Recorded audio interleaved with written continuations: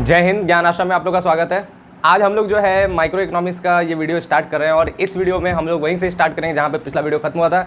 यानी आज की वीडियो में हम लोग बात करेंगे अर्थव्यवस्था के बारे में। अर्थव्यवस्था क्या होता है इसको अच्छे तरीके से समझा जाएगा और इसके साथ साथ आर्थिक समस्याओं के बारे में जाना जाएगा कि आर्थिक समस्याएं किसे कहते हैं और उसके क्या कारण होते हैं। आज की वीडियो में ये सारे के सारे टॉपिक कवर होने वाला है, तो इसलिए चैनल पर जो पहली बार आए हैं चैनल को फटाफट सब्सक्राइब कर लेंगे और बेल आइकन पर क्लिक करके नोटिफिकेशन कॉल पर सेट कर लेंगे ताकि आपको रेगुलर हमारी जो वीडियोज आती है आपके सिलेबस 12 सिलेबस के ऊपर लाइन बाय लाइन वो आपको मिलती रहे और आप अपने क्लास 12 को अच्छे तरीके से कर पाएं। और साथ ही साथ अगर आप हमारे साथ नए नए जुड़े हैं तो आप हमारे यहाँ पर व्हाट्सअप चैनल का QR कोड दिखा है, उसको स्कैन करके व्हाट्सअप चैनल को ज्वाइन कर लीजिए ताकि वहाँ पर आपको वीडियोस के लिंक लाइन बाय लाइन मिलते रहे और आपके एक भी क्लास कभी छूटे ना। और इसके साथ साथ अगर आप हमारे चैनल से अकाउंटेंसी भी पढ़ते हैं तो अकाउंटेंसी का होमवर्क आपको टेलीग्राम चैनल पर मिलता है, तो टेलीग्राम चैनल को भी ज्वाइन कर लें जिसका लिंक आपको डिस्क्रिप्शन बॉक्स में मिल जाएगा। तो और साथ ही साथ पिन कमेंट में मिल जाएगा, उस लिंक को क्लिक करके आप जो है आप टेलीग्राम चैनल पर भी जुड़ जाएँ। ठीक है, तो चलिए शुरू करते हैं आज की क्लास को।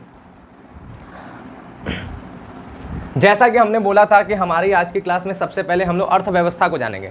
ये भी दो शब्दों से मिलकर के बिना है, अर्थ और व्यवस्था। ठीक है, अर्थ यानी हमारा क्या होता है, तो अर्थ का मतलब जनरली धन से लगाया जाता है। तो धन का मतलब यहाँ पर अर्थ का मतलब धन का मतलब यहाँ पर वो चीज़ें हैं जो आपकी आजीविका को चलाने के लिए ज़रूरी है। ठीक है, कोई भी चीज़ें अगर आजीविका को चलाने में उपयोग आती है तो उसे हम लोग क्या कहेंगे, उसे हम लोग अर्थ कहेंगे। और व्यवस्था यानी उस चीज़ की व्यवस्था करना, यानी वो चीज़ हमें कहाँ से मिल पाए, है ना बात। तो अर्थव्यवस्था इसी चीज़ से मिलते हुए है। यानी अगर सरल शब्दों में बोला जाए, एकदम आसान शब्दों में, अर्थव्यवस्था क्या है, अपनी आजीविका कमाने के लिए जो भी हम कार्य करते हैं वही हमारा अर्थव्यवस्था के अंतर्गत आते हैं। ठीक बात। तो चलिए इस चीज़ को जो है बाकायदे समझा जाए। किताबी लैंग्वेज में क्या लिखा है ध्यान से देखिए। अर्थव्यवस्था उस आर्थिक ढांचे या संरचना को कहते हैं। ठीक है, जाहिर सी बात है व्यवस्था क्या होता है, एक संरचना होता है, उसी को हम लोग व्यवस्था कहते हैं। तो हमारा अर्थव्यवस्था क्या है, एक आर्थिक ढांचा, एक आर्थिक संरचना है जिसमें बहुत सी चीजें आती हैं। ठीक है, इसलिए ये आर्थिक ढांचा है। ठीक है, जो उत्पादन के साधनों का उपयोग करके, उत्पादन के साधनों, उत्पादन के कई साधन है। ठीक है, उत्पादन में कई चीजें होती है, उसके कई साधन होते हैं जैसे भूमि, श्रम, पूंजी, साहस और प्रबंध, ये सारी की सारी चीजें होती हैं। ये उत्पादन के सारे साधन हैं। ठीक है, उनका उपयोग करके यानी उनका हम प्रयोग करेंगे और करने के बाद क्या करेंगे, करके मानवीय आवश्यकताओं की पूर्ति के लिए बनाया जाता है। यानी हमारा उत्पादन की जितने भी साधन हैं उनका हम उपयोग करते हैं और मनुष्य की आवश्यकता, ठीक है, मनुष्य की आवश्यकता को पूरा करने के लिए इसमें क्या किया जाता है, इस ढांचे को तैयार किया जाता है। मनुष्य की आवश्यकताएं क्या है, मनुष्य की आवश्यकताएं भाई अपनी आजीविका चलाना ही तो उसकी आवश्यकता है। आपकी आवश्यकता क्या है, आप अपने जीवन को अच्छे तरीके से चलाते हैं। यानी मुख्य रूप से अगर देखा जाए तो सबसे बड़ी आवश्यकता क्या, अपनी आजीविका चलाना। घर में जब भी कुछ चीज़ होता है तो क्या कहते हैं कि कम से कम आजीविका तो कमाओ, जीविका तो कमाओ, यानी खाने पीने का जुगाड़ तो कर लो, जीवन जीने का जुगाड़ तो कर लो। इसी को हम लोग क्या कहते हैं, आजीविका कहते हैं। ठीक है, तो ये कैसे चलता है, उत्पादन के साधनों का प्रयोग करके हम लोग उसकी पूर्ति करते हैं और यही पूर्ति करने का जो आर्थिक ढांचा या संरचना है इसी को हम लोग क्या कहते हैं, इसी को अर्थव्यवस्था कहते हैं। ठीक बात। इसमें आगे क्या बता रहा है, तो आगे बता रहा है अर्थव्यवस्था का कार्य कहाँ से कहाँ तक चलता है। तो अर्थव्यवस्था का कार्य में आपका उत्पादन भी आता है, उपभोग भी आता है। उत्पादन यानी वस्तुओं का निर्माण, उपभोग यानी उसका प्रयोग करना, विनिमय भी आता है उसमें। विनिमय यानी लेन देन। लेन देन कैसे लेन देन, देखिए वस्तु जहां बनता है वहीं उसका उपभोग नहीं होता है, बल्कि क्या होता है, उपभोग उसके उपभोक्ता तक जाकर के होता है। तो वस्तु जहां बनता है यानी उत्पादक के पास से वस्तु जहां उपभोग होता है यानी उपभोक्ता तक जब वस्तु जाता है तो इसी प्रक्रिया को क्या कहते हैं, विनिमय कहते हैं। उत्पादक से उपभोक्ता तक जाने में जो भी चीजें हैं उसी को हम लोग क्या कहते हैं, विनिमय। वहां पर क्या होता है, लेन देन होता है, खरीद होता है, बेचना होता है, यही सारी चीजें। ठीक है, तो विनिमय और वितरण इत्यादि की विभिन्न आर्थिक क्रियाओं को इस ढंग से संगठित करना होता है। ये सारी की सारी क्रियाएं वो सारे के सारे संगठित होते हैं। ठीक है, संगठित करना होता है कि उसके फलस्वरूप समाज के विभिन्न वर्गों को अपनी अपनी जीविका के साधन उपलब्ध हो जाए। यानी यही सारी की सारी जो घटनाएं हैं, यही सारी की सारी जो क्रियाएं हैं, इनको संगठित किया जाता है और इस तरह से संगठित किया जाता है कि समाज की अपनी अपनी जीविका पूरा हो जाए। यानी ओवरऑल कुल मिला के आजीविका पे ही ये पूरा अर्थव्यवस्था चल रहा है। ठीक है, अब इतनी बातों को सरल शब्दों में यहाँ पे बताया गया। क्या बताया गया, सरल शब्दों में अर्थव्यवस्था से आशय उस व्यवस्था से है जिसके द्वारा व्यक्ति अपनी आजीविका कमाता है। सिंपल सी बात है, ऐसी कोई भी व्यवस्था जिसके जरिए आप अपनी आजीविका कमाते हैं वो अर्थव्यवस्था है। जैसे यहाँ पर हम आपको पढ़ा रहे हैं, इससे मेरी आजीविका कमाई जा रहा है, तो ये क्या है, ये भी अर्थव्यवस्था के अंतर्गत आता है। ठीक बात, समझ में आया। तो सारी की सारी चीजें, कोई कहीं पे नौकरी करता है अपनी आजीविका कमाता है तो वो भी अर्थव्यवस्था है, कोई व्यवसाय करता है अपनी आजीविका कमाता है तो वो भी अर्थव्यवस्था। ये सारी के सारी तरीके आपके क्या अर्थव्यवस्था के अंतर्गत आते हैं। ठीक बात, क्लियर है। ये टॉपिक अक्सर 2 नंबर में पूछा जाता है, इसलिए यही डेफिनेशन आपको दे दिया गया। इस डेफिनेशन को याद करिए, एकदम परफेक्ट डेफिनेशन है, आपको पूरा पूरा 2 नंबर मिल जाएगा, या जितने भी नंबर पे आपके एग्जाम में आएगा वो पूरा मिल जाएगा। ठीक बात।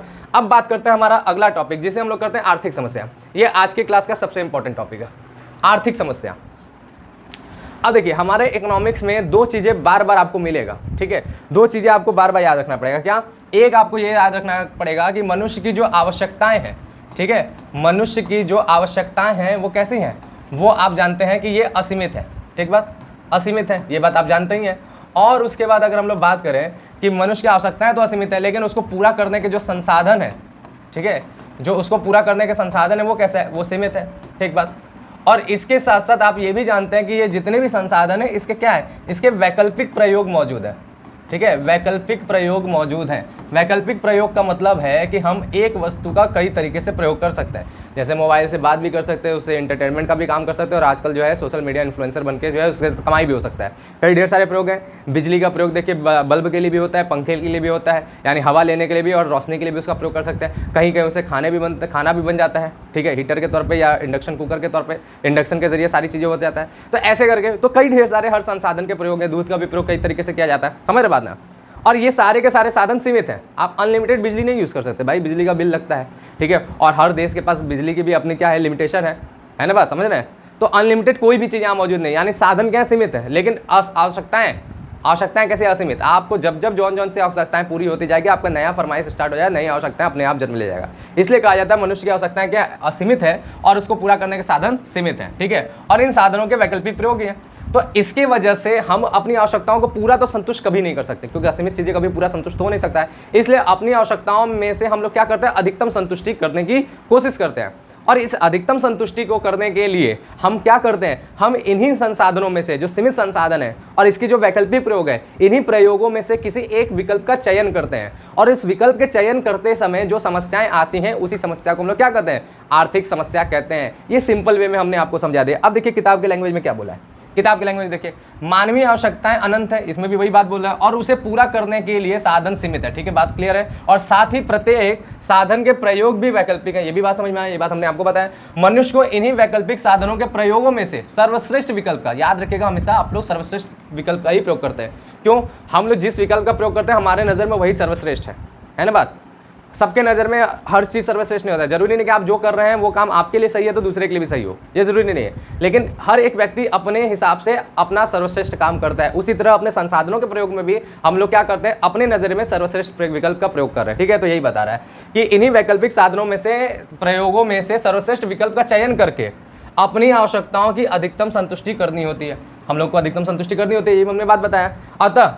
अतः मनुष्य के सामने चयन की समस्या का जन्म होता है। समझ में आया ना भाई, विकल्प इतने ढेर सारे, उसमें से हम लोग चयन कर रहे हैं ना, तो चयन की समस्या का जन्म होता है। क्लियर बात, क्यों जन्म हो रहा है, क्योंकि हमें एक विकल्प चुनना है जो सर्वाधिक हमें उपयोगी लगता है। क्लियर बात, तो ये जब जन्म होता है तो वस्तुतः अर्थशास्त्र में इस चयन की समस्या को ही आर्थिक समस्या कहते हैं, ठीक बात। आर्थिक समस्या समझ में आया, आर्थिक समस्या क्या है, विकल्पों में से एक विकल्प का चयन करने की जो समस्या है वही क्या है, वही आर्थिक समस्या है। चुनाव की समस्या ही आर्थिक समस्या, सिंपल सी बात है, ठीक है। आर्थिक समस्या चुनाव की समस्या या संसाधनों के बचतपूर्ण प्रयोग की समस्या है, ठीक है। आर्थिक समस्या क्या कहलाता है, आर्थिक समस्या को आप चुनाव की समस्या कह सकते हैं, या फिर बोल सकते हैं कि जो संसाधन है उसका बचतपूर्ण प्रयोग। बचतपूर्ण प्रयोग का मतलब क्या होता है, ऐसा प्रयोग करना जो उसकी बचत करता है, यानी उसका सर्वश्रेष्ठ प्रयोग करता है, ठीक है। वो प्रयोग करना ही हमारा क्या है, वही हमारा चुनाव की समस्या, आर्थिक समस्या कहलाता है, ठीक बात। इसको भी सरल शब्दों में देख लीजिए। तो सरल शब्दों में बताया गया कि विभिन्न उद्देश्यों की पूर्ति के लिए सीमित साधनों के प्रयोगों में सीमित साधनों के प्रयोग से संबंधित चयन की समस्या ही आर्थिक समस्या कहलाती है, ठीक बात। विभिन्न उद्देश्यों की पूर्ति के लिए जो हमारे पास सीमित साधन है उसके प्रयोग में से जो भी हमारा चयन करते हैं, ठीक है, उससे संबंधित जो भी हम चयन करते हैं उसी चयन की समस्या को हम लोग क्या करते हैं, आर्थिक समस्या करते हैं। क्लियर बात, सिंपल सी बात है भाई, चयन करने की समस्या ही हमारा आर्थिक समस्या है। और चयन की समस्या क्यों जन्म लिया, ये बात आपको समझ में आ गया, ठीक बात। अब इसके कारण समझ लीजिए, आज का टॉपिक ये भी है, हम लोगों ने जान लिया अर्थव्यवस्था क्या है, आजीविका कमाने से संबंधित आर्थिक समस्या क्या है, वैकल्पिक प्रयोगों में से एक विकल्प का जो चुनाव करने की समस्या है वही आर्थिक समस्या है। सिंपल वे में आपको ये दोनों समझ में आएगा। अब बात करते हैं कि हमारा जो है इसके कारण क्या है, आर्थिक समस्या के क्यों ऐसा होता है कि भाई चुनाव करना पड़े, क्यों ऐसा है, क्या कारण है कि जो है उसका चुनाव करना पड़ेगा, ठीक है। तो इसके कारण है, क्या कारण है, सबसे पहला कारण आपका यह है कि आवश्यकताओं की पूर्ति के लिए साधनों की सीमितता या स्वल्पता। देखिए अल्पता नहीं है, स्वल्पता है। अल्पता का मतलब होता है कमी, और स्वल्पता का मतलब पहले से ही जो है कमी है, अपने आप की कमी, उसे कोई कम नहीं किया। अगर किसी तरीके से कम कर दिया जाए तो वो अल्पता कहलाता है, लेकिन स्वल्पता का मतलब क्या, पहले से ही वह अपने आप से कम है, ठीक है, उसे किसी ने कम नहीं किया, वो पहले से ही कम मौजूद है, ठीक बात। और क्या चीज़ कम है, तो ये बता रहा है साधनों की सीमितता। अगर हम लोग इसको सीधे से बात बोला जाए तो साधनों की सीमितता, तो हमें पता है कि मनुष्य की जिस तरह की आवश्यकताएं हैं उसके अनुरूप मनुष्य के पास क्या है, संसाधन नहीं है ना बात। आपके घर में जितना भी धन आता होगा, जितनी भी कमाई होती होगी, हम गारंटी के साथ कहते हैं कि आप लोग संतुष्ट नहीं होंगे उस कमाई से। आपको मन करता होगा कि उससे ज़्यादा अगर कमाते तो अच्छी ज़िंदगी रहती है ना बात। आप उससे ज़्यादा कमाई वाले के घर में चले जाए, उनसे भी जाके पूछेंगे तो वो भी संतुष्ट नहीं होंगे, वो चाहते होंगे उससे ज़्यादा की कमाई हो। ठीक है, यानी आपको जितनी संसाधन मिलेगी आप उससे संतुष्ट नहीं होंगे, आप उससे ज़्यादा संसाधन की मांग करते हैं। यानी हर लोगों के पास प्रत्येक जगह पर पूरी की पूरी अर्थव्यवस्था में क्या है, साधनों की सीमितता मौजूद है। साधन कम है किसके मुकाबले, आपकी आवश्यकता के मुकाबले। ठीक है, और साधन कम है, इसी वजह से हमें चुनना पड़ता है कि भैया कौन सा काम करें कौन सा काम ना करें, है ना बात। कम पैसा है, इसी वजह से चुनना पड़ता है कौन सा काम करें कौन सा काम ना करें, है ना। कभी कभी क्या होता होगा, कभी किसी चीज़ को लेने का मन करता होगा, लेकिन क्या होता है कि घर वाले बोलते हैं कि अभी नहीं, बाद में लेना ना। क्यों? क्योंकि साधनों की सीमितता, अभी खर्च करेंगे तो बाकी चीज़ें रुक जाएगा, है ना बात, समझ में आ रहा है। तो इस वजह से हमें चुनाव की समस्या होता है। दूसरा क्या, असीमित आवश्यकता। पहला तो बात है कि साधन सीमित है, इस वजह से हमें दिक्कत है। दूसरा क्या है, आवश्यकताएं असीमित है। अगर हमारे जितने साधन है उसी के हिसाब से आवश्यकता हो जाए तो भाई चुनने की समस्या ही नहीं है, जो है सब आराम से पूरा हो रहा है, कोई दिक्कत ही नहीं चुनने का, है ना बात। आपके जो है 100 रुपये की आवश्यकता थी और आपके पास 100 ही रुपया मिल गया है तो क्या दिक्कत है। आपकी आवश्यकता को पूरा कर दिया जाए तो फिर चुनना थोड़ी ना पाएगा कि आपको क्या है। लेकिन आपको जो है 2-3 सामान को लेना है, ठीक है, और एक सामान 50 का, एक सामान 100 का, एक सामान 200 का, और आपके पास केवल 150 रुपये है, तो आप 200 वाला सामान तो कैसे भी नहीं ले सकते, आपको 50 और 100 वाला ही लेके संतुष्ट करना पड़ेगा, है ना बात, समझ में आ रहा है। ठीक है, तो इस प्रकार से आपका क्या है, जब आपके आवश्यकताएं भी असीमित हो जाती हैं उसके हिसाब से संसाधन क्या होते हैं, सीमित पड़ जाते हैं, इसके वजह से भी चुनाव करने की आवश्यकता पड़ती है। ठीक है, फिर उसके बाद क्या है, तीसरा, आवश्यकताओं की तीव्रता में अंतर। और एक कारण ये भी है हमें चुनाव करने के लिए कि हमारी आवश्यकता की जो तीव्रता होती है वो भी अलग अलग होता है। कहने का सेंस क्या है, सभी लोगों को जितनी भी आवश्यकताएं होती हैं उनमें आवश्यकताओं में एक तीव्रता पाई जाती है, यानी कोई आवश्यकता ज़्यादा जरूरी होता है, कोई आवश्यकता कम जरूरी होता है। ठीक है, किसी को हम अभी तुरंत हमें चाहिए, करना ही पड़ेगा, और किसी को हम लोग बाद में टाल सकते हैं।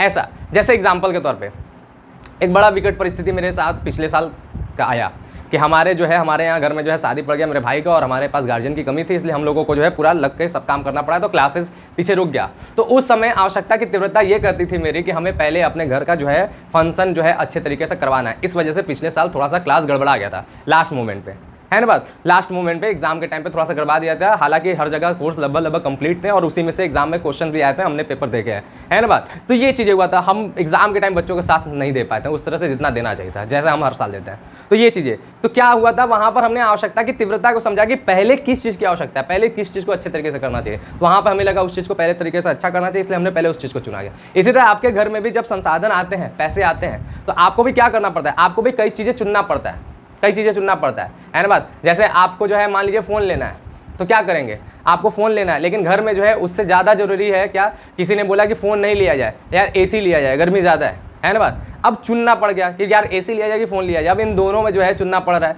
अब उसमें क्या होगा, घर वाले क्या करेंगे, जब एक पॉइंट पे निश्चित आएंगे कि भैया यही चीज़ लिया जाए, चाहे एसी लिया जाए चाहे फ़ोन लिया जाए, तो वहाँ पर किस हिसाब से उसको चुने, आवश्यकता की तीव्रता के हिसाब से, जो आवश्यकता सबसे ज़्यादा जरूरी है उसको हम लोग चुनते हैं। ठीक है, तो इस वजह से भी चुनाव की समस्या का जन्म होता है, यानी आर्थिक समस्या का जन्म होता है। फिर उसके बाद वैकल्पिक प्रयोग।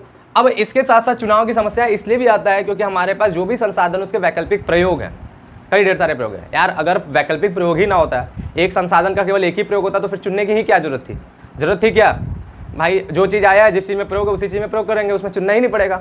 लेकिन आज समय क्या है कि संसाधनों के कई ढेर सारे प्रयोग हैं, ज़्यादातर संसाधन आपके क्या वैकल्पिक प्रयोग वाले हैं, और उनमें से हमें चुनना पड़ता है कि सबसे अच्छा प्रयोग हम क्या कर सकते हैं इस चीज़ का। जैसे फ़ोन दिया जाए, बहुत लोग क्या होता है फ़ोन में गेम खेल के ही समय बर्बाद कर देते हैं, ठीक है, इंस्टाग्राम वगैरह चलाते चलाते अपना समय बर्बाद कर देते हैं, बात समझे। और बहुत लोग होते हैं उसी फ़ोन में क्या होते हैं, आपको एजुकेशनल जितनी चीज़ें होती हैं, ज्ञानवर्धक जितनी चीज़ें होती हैं, उस चीज़ को देखकर अपने ज्ञान बढ़ाते हैं, अपनी सोच बढ़ाते हैं, अपने दिमाग को जो है विकसित कर रहे हैं। ठीक है, नए नए स्किल्स सीख रहे हैं फ़ोन के जरिए, यूट्यूब के जरिए, बहुत सी चीज़ों के जरिए।